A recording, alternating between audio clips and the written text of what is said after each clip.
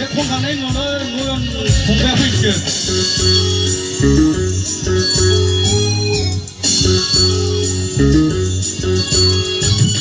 दुब्लियाखै थांनोबोला दारगाव हाजोआव दुब्लियाखै थांनोबोला सकि हाजोआव गोजा बियार गादावहैनो दारगाव हाजोआव अमा सावनाय ना हांनाय जाथारैदिनि गोजा बियार गादावहैनो दारगाव हाजोआव अमा सावनाय ना हांनाय जाथारैदिनि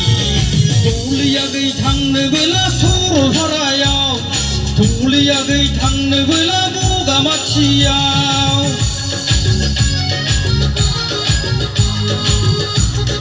रंजानाय बयबो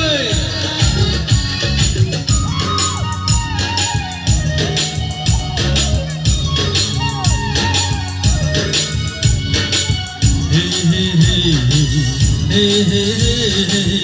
ला ला ला ला ला ला ला ला लुथुथुआ दागा जिला बिब्दिबोला आंबो थांफागोन लोगोसे आंबो नोंसोरजों गोजा बियार गादावहैफागोन लुथुथुआ दागा जिला बिब्दिबोला आंबो थांफागोन लोगोसे आंबो नोंसोरजों गोजा बियार गादावहैफागोन दारागाव हाजोनि दै बाज्रुमाव दुगैहैफागोन सकि हाजोनि दंफां सायायाव जिरायहैफागोन सरलपारानि गुसु दैयाव गोजोमहैफागोन बगामाथिनि पिकनिक स्पटआव रंजाहैफागोन बोथोरा गरमि लैयाखै अजारि सहर मासोम गरमि लैयाखै अजारि सहर दारागाव हाजोनि दै बाज्रुमाव दुगैहैदिनि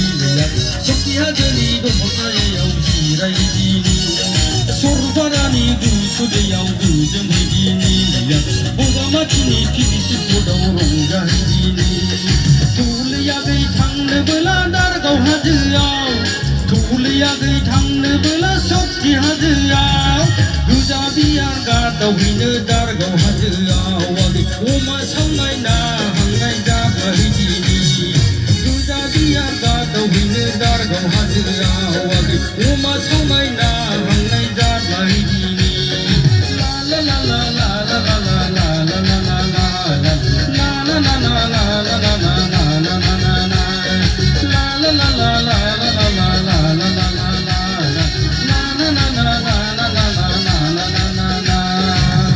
गोजोनथों रायजोफोर दे एसेनोसै